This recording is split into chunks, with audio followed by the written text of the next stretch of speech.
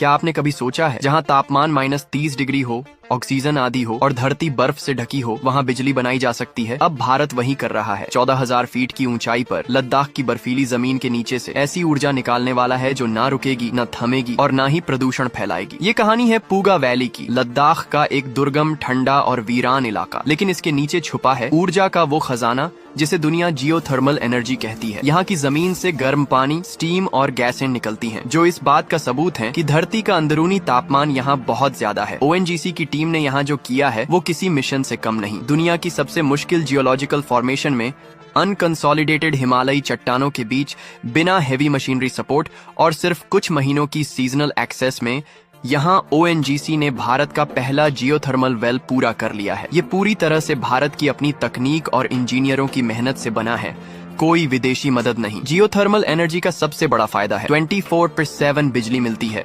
Weather से प्रभावित नहीं, न धुआं, न कार्बन और लगभग मेंटेनेंस फ्री।